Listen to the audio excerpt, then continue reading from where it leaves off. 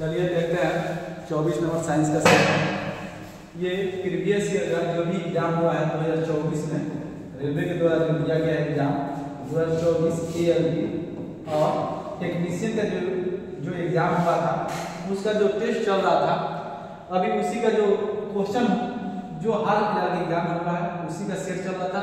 इसके बाद test series के रूप में जो भी एग्जाम हुआ है BPSC के द्वारा, BPSC और बिहार SI का जो भी है उसको भी टेस्ट सीरीज के रूप में चलाया जाएगा। टेस्ट सीरीज के रूप में प्रीवियस ईयर के क्वेश्चन का अहम भूमिका है एग्जाम के लिए।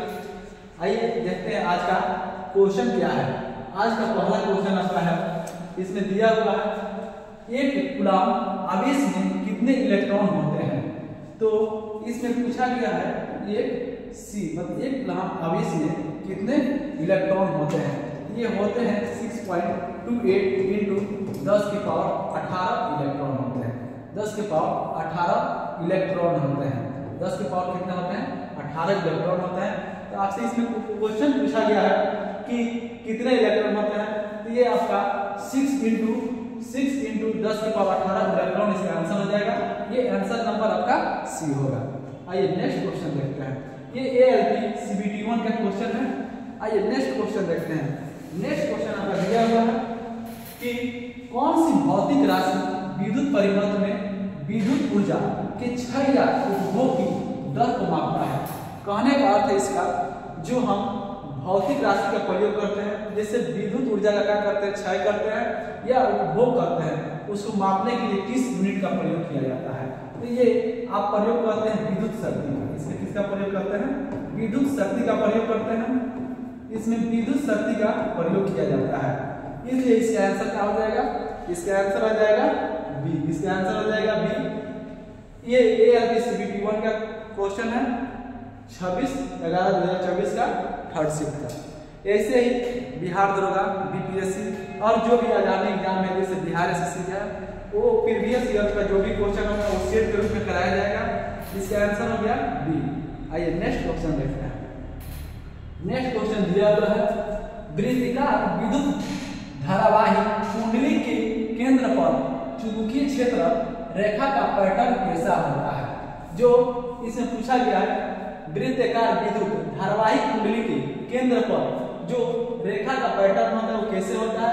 इस संवाहक का आकार सकेंद्रीय होता है। ये कैसा होता है? समकेंद्रीय होता है। इसका आंसर क्या हो जाएगा? C हो जाएगा। इसका आंसर हो जाएगा C। आइए नेक्स्ट क्वेश्चन देखते हैं। नेक्स्ट क्वेश्चन इसमें दिया हुआ है, निम्नलिखित में से कौन सा कथन सही है। निम्नलिखित में से कौन सा कथन सही है? इसमें दिया हुआ है, किसी वस्तु का द्रव्यमान उसके भार के समान होता है। दूसरा दिया हुआ है, किसी वस्तु का द्रव्यमान उसके भार के समान नहीं होता है। इसमें दिया है, द्रव्यमान अदिश राशि है जबकि भार सदिश राशि है। ये मूलतः द्रव्यमान और भार में क्या अंतर होता है ये पूछा गया हम लोग का। क्या द्रव्यमान और भार में अंतर क्या होता है, और भार में अंतर क्या होता है। भार, द्रव्यमान और भार में क्या अंतर, मास और वेट में क्या अंतर होता है। ये द्रव्यमान हमेशा क्या रहता है? नियत रहता है। द्रव्यमान आपका नियत रहता है, नियत रहता है। पूरे ब्रह्मांड में द्रव्यमान नियत रहता है, लेकिन भार का होता है परिवर्तित होते हैं, परिवर्तन होता रहता है। भार का परिवर्तन होता रहता है। और इसमें दिया हुआ है, द्रव्यमान एक अदिश राशि है। द्रव्यमान का एक अदिश राशि है। द्रव्यमान एक अदिश राशि है और भार एक सदिश राशि है। भार एक क्या है? सदिश राशि है। सदिश राशि है। भार एक सदिश राशि है और द्रव्यमान एक अदिश राशि है। द्रव्यमान एक अदिश राशि है। आइए इसका देख लेते हैं मुख्य अंतर क्या है इसमें। देखिए, द्रव्यमान का जो मास होता है m से सूचित किया जाता है। भार जो होता है वेट W से सूचित किया जाता है। इसमें दिया हुआ है, द्रव्यमान का मान पूरे ब्रह्मांड में कहीं नहीं बदलता है। द्रव्यमान जो रहता है वो नियत रहता है, कहीं चेंज नहीं होता है। और भार, ये भार का मान अलग अलग जगह पर अलग अलग होता है, क्योंकि जो G का मान अलग अलग जगह पर क्या होता है? अलग अलग होता है। G का मान जो होता है, गुरुत्वीय त्वरण का मान होता है, अलग अलग जगह पर अलग अलग होता है। W बराबर mg होता है, मतलब वेट इक्वल टू होता है मास इनटू G। गुरुत्वीय त्वरण होता है, इसका W इक्वल टू mg होता है। और इसमें दिया है देखिए द्रव्यमान का SI मात्रा क्या होता है, kg होता है। द्रव्यमान का SI मात्रा क्या होता है, kg होता है। वेट का SI मात्रा kg मीटर प्रति सेकंड या न्यूटन होता है। वेट का SI मात्रा क्या होता है, kg मीटर प्रति सेकंड स्क्वायर या न्यूटन होता है। और द्रव्यमान एक का है अदिश राशि है। द्रव्यमान एक अदिश राशि है, भार एक सदिश राशि है। भार एक सदिश राशि, यही दोनों में मुद्दा अंतर है, यही आपसे पूछा गया है। आइए देखते हैं क्वेश्चन को फिर से। इसमें दिया गया है किसी वस्तु का द्रव्यमान उसके भार के समान होता है नहीं। भार का द्रव्यमान जो होता है वो होता है नियत रहता है, और भार का होता है परिवर्तित होता रहता है। इसका ये समान नहीं होता है। किसी वस्तु का द्रव्यमान उसके भार के समान नहीं होता है, ये सही है, उसके भार के समान नहीं होता है। द्रव्यमान एक अदिश राशि, हाँ द्रव्यमान एक का है अदिश राशि है, जबकि भार एक का है सदिश राशि है। भार एक सदिश राशि, इसलिए इसका आंसर क्या हो जाएगा, 2 और 3। 2 और 3 इसका आंसर हो जाएगा, 1 नहीं होगा। आप ऑप्शन में देखेंगे कथन 1 और 3 दिया है, कथन 1 और 2 दिया है, केवल कथन 3 दिया है, इसलिए 1, 2 और 3 सही है। 2 और 3 सही है, इसका आंसर क्या हो जाएगा, डी हो जाएगा। इसका आंसर डी हो जाएगा। आइए नेक्स्ट क्वेश्चन देखते हैं, इसको नोट करेंगे। नेक्स्ट क्वेश्चन देखते हैं, इसको देख लेंगे। W आता है, mg होता है, द्रव्यमान का SI मात्रा kg होता है, और भार का SI मात्रा न्यूटन या kg मीटर प्रति सेकंड स्क्वायर होता है। द्रव्यमान एक का है अदिश राशि है, और भार का है एक सदिश राशि है। चलिए नेक्स्ट क्वेश्चन देखते हैं। नेक्स्ट क्वेश्चन आपका दिया हुआ है कि मानव नेत्र में निकट दृष्टि दोष मायोपिया की समस्या को निम्नलिखित में से किसके उपयोग करके ठीक किया जाता है। जो निकट दृष्टि दोष होता है, निकट दृष्टि दोष होता है, जो आपका क्या दिया है, निकट दृष्टि दोष। निकट दृष्टि दोष कहने का अर्थ है कि निकट दृष्टि दोष में क्या होता है, निकट दृष्टि दोष में जो निकट दृष्टि दोष होता है उसमें दूर की वस्तु दिखाई नहीं देती है। साफ साफ दूर की वस्तु नहीं दिखाई देती है, दूर की वस्तु नहीं दिखती है, नहीं दिखती है, नहीं दिखता है या दिखता है, नहीं दिखता है। और दूर दृष्टि जिसको होता है उसको नजदीकी वस्तु नहीं दिखाई देती। दो होता है, एक निकट दृष्टि दोष, एक होता है दूर दृष्टि दोष, एक होता है दूर दृष्टि दोष। दूर दृष्टि दोष इसमें क्या होता है, इसमें नजदीक की वस्तु का होता है नहीं दिखाई देता है, नजदीक का वस्तु जो होता है नहीं दिखता है, नजदीक का वस्तु नहीं दिखता है। इसमें नजदीक का वस्तु नहीं दिखता है, नहीं दिखता है, नहीं दिखता है। नजदीक का वस्तु का होता है नहीं दिखता है। तो इसमें दिया हुआ निकट दृष्टि दोष को इसका समस्या का समाधान करने के लिए इसमें क्या प्रयोग किया था, अवतल लेंस का। इसमें किया था अवतल लेंस का, अवतल लेंस का प्रयोग किया था, अवतल का प्रयोग किया था। दूर दृष्टि इसमें क्या हुआ है, इसमें निकट दृष्टि इसमें अवतल के लिए, दूर दृष्टि में क्या होता है उत्तल का प्रयोग किया था। उत्तल का प्रयोग किया जाता है। इसमें दिया हुआ है एक उचित क्षमता वाला अवतल लेंस का प्रयोग करते हैं, एक उचित क्षमता वाला उत्तल लेंस का प्रयोग करते हैं, एक उचित क्षमता वाला उभय उत्तल लेंस का प्रयोग करते हैं, एक उचित समतल कांच की प्लेट का प्रयोग करते हैं। इसमें क्या होता है निकट दृष्टि दोष होता है, इसका अवतल लेंस का प्रयोग किया था। इसका अवतल लेंस का जो चश्मा का प्रयोग किया था, किसके किया था, अवतल लेंस का, अवतल लेंस का प्रयोग किया जाता है। चलिए देखते हैं नेक्स्ट क्वेश्चन। नेक्स्ट क्वेश्चन आपका दिया है फोकस दूरी f के लेंस की क्षमता अनुक्रमणपाती होती है। तो लेंस की क्षमता इक्वल टू होता है लेंस की क्षमता, लेंस की क्षमता इक्वल टू होता है 1 फोकस दूरी, 1 फोकस दूरी, फोकस दूरी। तो इसमें दिया हुआ है आपका ऑप्शन 1 f स्क्वायर, f दिया हुआ है, f स्क्वायर दिया था, क्या हो जाएगा 1 f हो जाएगा, 1 f, 1 f हो जाएगा। इसलिए इसका आंसर क्या हो जाएगा, लेंस की क्षमता इक्वल टू क्या होता है 1 फोकस दूरी। इसका आंसर क्या हो जाएगा, डी हो जाएगा। इसका आंसर क्या हो जाएगा, ये LPCB 2 का 19 नवंबर 2024 का फर्स्ट शिफ्ट का क्वेश्चन है। इसका आंसर क्या हो जाएगा, डी हो जाएगा। आइए नेक्स्ट क्वेश्चन देखते हैं। नेक्स्ट क्वेश्चन देखिए 2.5 मीटर प्रति सेकंड स्क्वायर पर 10 kg द्रव्यमान के त्वरित करने के लिए आवश्यक बल की मात्रा क्या होगी। इसमें बल की मात्रा पूछा गया, यूएलपी का क्वेश्चन है। और F इक्वल टू क्या होता है, ma, ये F इक्वल टू m होता है। इसमें दिया हुआ क्या है, त्वरण, मतलब A इक्वल टू कितना दिया है, 2.5 मीटर प्रति सेकेंड स्क्वायर। और यहाँ पर m इक्वल टू दिया है, मास इक्वल टू कितना दिया, 10 केजी। 10 केजी हमको पूछा गया है आवश्यक बल, मतलब F equal to what, F equal to what, मतलब बल इक्वल टू क्या होता है, बल बराबर क्या होता है, द्रव्यमान गुणे त्वरण। ये बल इक्वल टू होता है द्रव्यमान इंटू त्वरण। इसमें पूछा गया हमसे फोर्स, पूछा गया है फोर्स पूछा गया है। देखिए F इक्वल टू इसमें दिया हुआ है, F बराबर कितना हो गया, m का मान क्या है 10, ये का मान क्या है 2.5। यहाँ से क्या करेंगे, 10 लोग काटेंगे, फिर 10 से इसको क्या करेंगे, काट देंगे।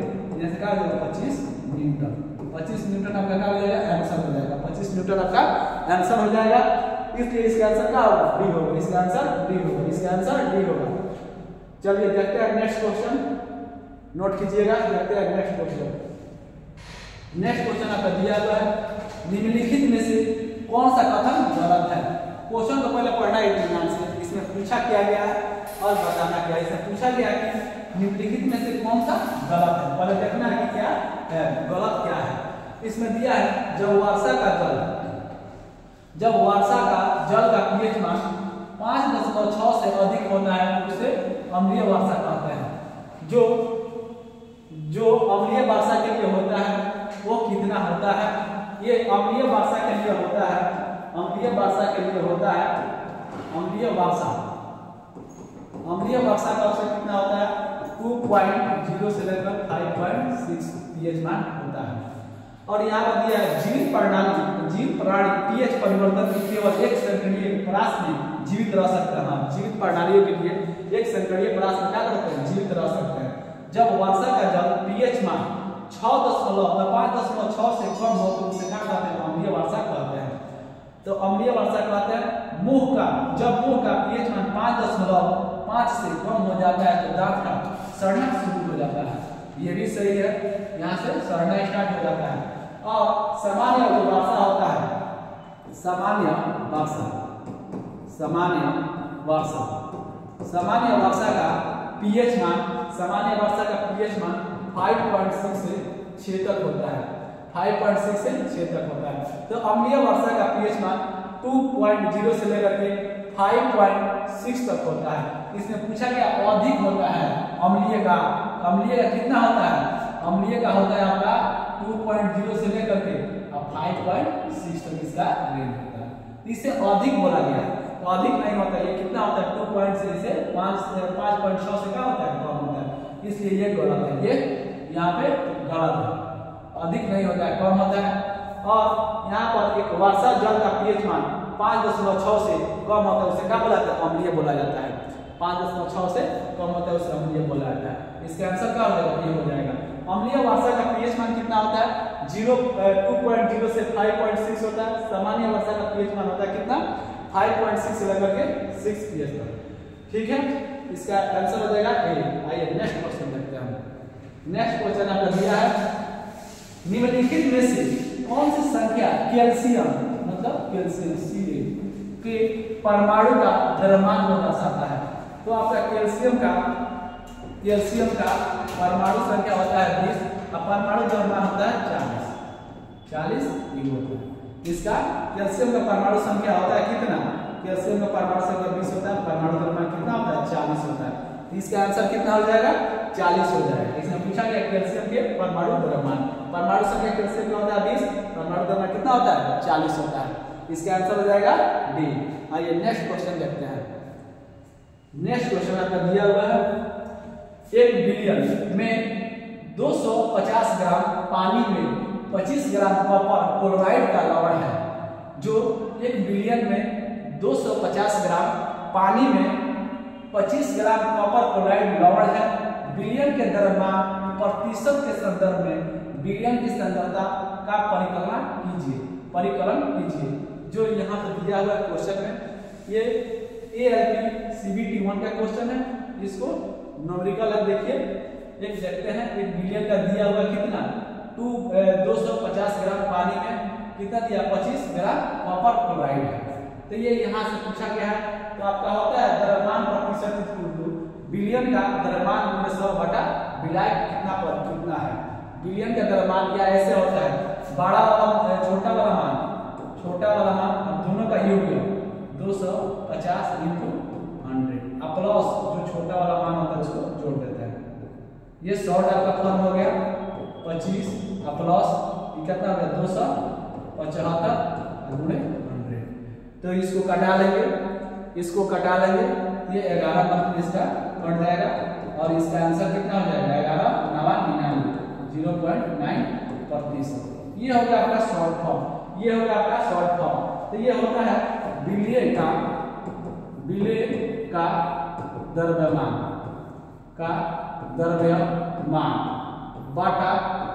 बटा कुल बिलियन का कुल द्रव्यमान बटा बिलियन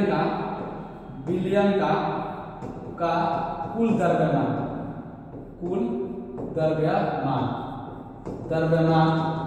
गुणे 100।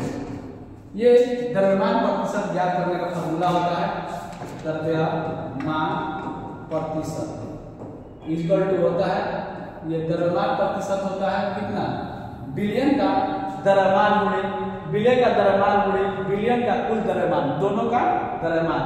या इसको ऐसे भी लिख सकते हैं, ऐसे भी लिख सकते हैं छोटका मान याद करने के लिए शॉर्ट है, और छोटका मान प्लस बड़का मान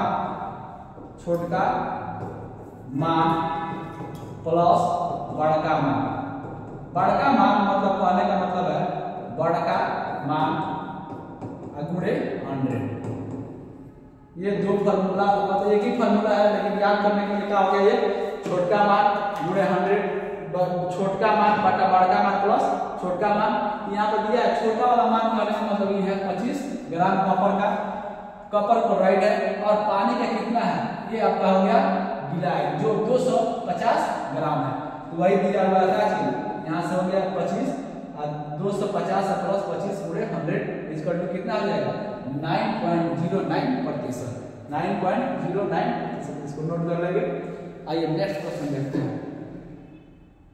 नेक्स्ट क्वेश्चन है अपने सभी अपरूपों में जो अपरूपों को दिया गया है कार्बन ऑक्सीजन के दहन करते हैं। तो कार्बन और ऑक्सीजन का जो दहन होता है तो उसमें क्या होता है CO2 जो कार्बन डाइऑक्साइड दहन करते हैं, तो क्या हो जाएगा इसका कार्बन डाइऑक्साइड आंसर हो जाएगा। इसका आंसर क्या हो जाएगा सी, इसका आंसर क्या हो जाएगा CO2 carbon dioxide. Next question देखते हैं। नेक्स्ट क्वेश्चन आपका दिया है निम्नलिखित में से किस जीव में पुनर्जन्म की क्षमता होती है। ये CBT 1 का क्वेश्चन है। पुनर्जन्म का कहने का अर्थ है कि जो जीव का खोया हुआ भाग होता है, जो खोया हुआ उसका अंग होता है, उसको पुनर्जन्म हो जाता है। उसमें पुनर्जन्म की क्षमता किसमें होती है, ये होता है किसमें हाइड्रा में। हाइड्रा और प्लेनेरिया होता है, प्लेनेरिया। ये पुनर्जन्म का अर्थ होता है जो भी अंग होता है या जो भी भाग होता है वो क्या होता है पुनर्जन्म करता है या ऑटोमेटिक बढ़ता है। इसका क्या हो जाएगा, इसका हो जाएगा पुनर्जन्म हाइड्रा और प्लेनेरिया। इसका हो जाएगा हाइड्रा और प्लेनेरिया। चलिए नेक्स्ट क्वेश्चन देखते हैं। नेक्स्ट क्वेश्चन आपका दिया हुआ है, ये केचुआ है। इसको केचुआ क्या बुलाता है, केचुआ को किसान का मित्र बोला जाता है। किसान का मित्र बोला जाता है। किसान का मित्र इसलिए बोला जाता है जो खेतों में आप देखे होंगे जो केचुआ जो होता है मिट्टी को क्या करता है उर्वरकता क्षमता बढ़ाता है। इसका आंसर क्या हो जाएगा प्लेनेरिया होता है। केचुआ को बुलाता है, किसान का मित्र बोला जाता है। आइए नेक्स्ट क्वेश्चन देखते हैं। नेक्स्ट क्वेश्चन आपका दिया हुआ है निम्नलिखित में से कौन सा पर्यावरणीय कारक कुछ सरीसृपों के लिंग निर्धारण में महत्वपूर्ण होते हैं। तो लिंग निर्धारण के लिए सबसे महत्वपूर्ण कारक होता है उसका जलवायु या जो भी पर्यावरणीय कारक में होता है उसका तापमान पर डिपेंड करता है। उसका तापमान वहां का कैसा है उसकी सबसे महत्वपूर्ण भूमिका होती है। इसलिए इसका आंसर क्या हो जाएगा, ये हो जाएगा। कोई भी जीव उसके ऊपर पर्यावरणीय कारक होता है, उसका तापमान जो होता है वो लिंग निर्धारण के आम भूमिका होता है। इसलिए इसका आंसर क्या हो जाएगा तापमान हो जाएगा। इसका आंसर क्या हो जाएगा तापमान हो जाएगा। नेक्स्ट क्वेश्चन देखते हैं। नेक्स्ट क्वेश्चन दिया हुआ है, निम्नलिखित में से कौन सा हार्मोन सभी अंगों के विकास के लिए उद्दीप्त करता है? जो हार्मोन है उसको विकास करने के लिए इसमें दिया हुआ है 4 ऑप्शन, इसमें कौन सा उद्दीप्त करता है? ये करता है कौन? वृद्धि हार्मोन। ये होता है वृद्धि हार्मोन करता है, वृद्धि हार्मोन करता है। इसका आंसर हो जाएगा ए। आइए नेक्स्ट क्वेश्चन देखते हैं। नेक्स्ट क्वेश्चन दिया है, निम्नलिखित में से कौन सी क्रिया समय के साथ प्रजातियों के अस्तित्व के लिए जिम्मेदार है? कहने का मतलब है जो समय के साथ इसमें प्राणी को दिया, प्रजातियों को दिया, अस्तित्व करने के लिए क्या जरूरी है? इसका प्रजनन जरूरी है। इसका प्रजनन जरूरी है, प्रजनन। इसका आंसर क्या हो जाएगा? सी हो जाएगा। इसका आंसर क्या हो जाएगा? सी हो जाएगा। इसका आंसर होगा सी। आइए नेक्स्ट क्वेश्चन देखते हैं। नेक्स्ट क्वेश्चन दिया है, दूध किसका मिश्रण है? दूध एक का है मिश्रण है, दूध एक मिश्रण है, दूध का है मिश्रण है। जैसे हवा आपका मिश्रण होता है वैसे दूध का है मिश्रण है। दूध आपका मिश्रण है जल, जल, वसा और प्रोटीन का। प्रोटीन इसमें बहुत तरह का पाया जाता है और चीज मुख्यतः किसका? जल, वसा और प्रोटीन होता है। ये भी मिश्रण है और हवा भी का एक मिश्रण है। दूध किसका मिश्रण होता है? जल, वसा और प्रोटीन आदि का मिश्रण होता है। इसका आंसर क्या हो जाएगा? सी हो जाएगा। इसका आंसर हो जाएगा सी। आइए नेक्स्ट क्वेश्चन देखते हैं। नेक्स्ट क्वेश्चन दिया हुआ है, लक्षण निर्धारण के लिए किससे प्रभावित हो सकते हैं? जो जन्म होता है जिस भी बच्चा का, उसमें जो भी जीव का, उसमें किसका मुख्य कारक होता है? लक्षण निर्धारण करने के लिए इसमें होता है पैतृत्व मतलब पिता का डीएनए और मातृत्व डीएनए, दोनों का आवश्यकता होता है। मतलब दोनों का लक्षण निर्धारण के लिए जरूरत होता है। इसी प्रकार होता है उसके डीएनए के अनुसार उसका क्या होता है? लक्षण का निर्धारण होता है। इसका आंसर क्या हो जाएगा? डी हो जाएगा। इसका आंसर क्या होगा? डी होगा। आइए नेक्स्ट क्वेश्चन देखते हैं। नेक्स्ट क्वेश्चन आपका दिया है, एक विद्युत जल तापक इलेक्ट्रिक वाटर हीटर विद्युत ऊर्जा को डैश डैश में परिवर्तित करती है। ये किस में परिवर्तित करती है? ये आपका उष्मीय ऊर्जा में परिवर्तित करती है। आइए कुछ इसका देखते हैं। जो उपयोग किया गया यंत्र होता है और ऊर्जा के स्रोत में किससे परिवर्तित किया जाता है? आपका पहला दिया है विद्युत सेल। विद्युत सेल क्या करता है? ये रासायनिक ऊर्जा को विद्युत ऊर्जा में परिवर्तित करता है। ये रासायनिक ऊर्जा को विद्युत सेल किसमें करता है?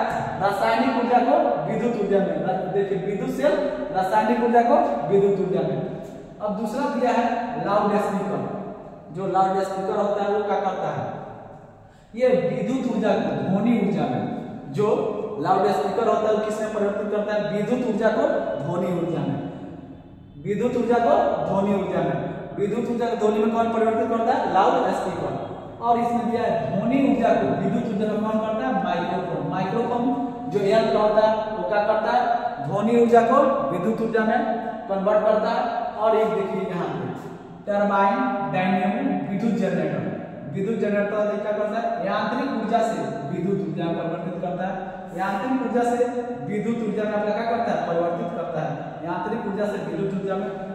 मोटर, विद्युत मोटर ये किसमें करता है? विद्युत ऊर्जा को यांत्रिक ऊर्जा में। विद्युत ऊर्जा को यांत्रिक ऊर्जा में। विद्युत ऊर्जा को यांत्रिक ऊर्जा में।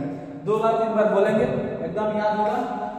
विद्युत बल्ब ये क्या करता है? विद्युत ऊर्जा के प्रकाश और ऊष्मा में दोनों में परिवर्तित करता है।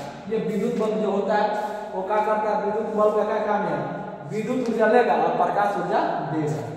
इसमें देखिए फोटो इलेक्ट्रिक से ये प्रकाश ऊर्जा क्या करता है? विद्युत ऊर्जा में परिवर्तित करता है। जो सोलर प्लेट पर लगा होता है क्या करता है? ये आपका फोटो इलेक्ट्रिक सेल क्या करता है? प्रकाश ऊर्जा को विद्युत ऊर्जा में परिवर्तित करता है। बाध्य यंत्र, बाध्य यंत्र यांत्रिक ऊर्जा क्या करता है? ध्वनि यंत्र में। यांत्रिक ऊर्जा क्या करता है? जो बाध्य यंत्र होते हैं, जो बाध्य यंत्र होते हैं वो क्या करते हैं? यांत्रिक ऊर्जा को क्या करते हैं? ध्वनि ऊर्जा में कन्वर्ट करते हैं। बारिश, जो बारिश होता है वो क्या करता है? स्थितिज ऊर्जा क्या करता है? गतिज ऊर्जा में परिवर्तित करता है। गतिज ऊर्जा में होता है। एक बार फिर बोले देखेंगे, विद्युत ऊर्जा रासायनिक ऊर्जा से, देखिए विद्युत से रासायनिक ऊर्जा से विद्युत ऊर्जा, विद्युत से रासायनिक ऊर्जा से विद्युत ऊर्जा। लाउड स्पीकर विद्युत ऊर्जा से ध्वनि ऊर्जा। लाउड स्पीकर विद्युत ऊर्जा से ध्वनि ऊर्जा। माइक्रोफोन, माइक्रोफोन हो गया आपका ध्वनि ऊर्जा से। यहाँ पे देखिए माइक्रोफोन ध्वनि ऊर्जा से विद्युत ऊर्जा। टरबाइन, डायनेमो विद्युत जनरेटर यांत्रिक ऊर्जा से विद्युत ऊर्जा, यांत्रिक ऊर्जा से विद्युत ऊर्जा। और यहाँ पर दिया हुआ मोटर, विद्युत मोटर विद्युत ऊर्जा से यांत्रिक ऊर्जा, विद्युत ऊर्जा से यांत्रिक ऊर्जा। विद्युत बल्ब विद्युत बल्ब का क्या है, विद्युत ऊर्जा क्या करता है, प्रकाश ऊर्जा और उष्मा ऊर्जा में परिवर्तित करता है। यहाँ पर फोटो इलेक्ट्रिक सेल प्रकाश ऊर्जा को विद्युत ऊर्जा में, बाध्य यंत्र का करता है यांत्रिक ऊर्जा को ध्वनि ऊर्जा में, बाध्य यंत्र का होता है यांत्रिक ऊर्जा को ध्वनि ऊर्जा में, बारिश स्थितिज ऊर्जा को गतिज ऊर्जा में। चलिए देखते हैं नेक्स्ट क्वेश्चन, इसको नोट कर लेंगे। नेक्स्ट क्वेश्चन देखते हैं। नेक्स्ट क्वेश्चन आपका दिया हुआ है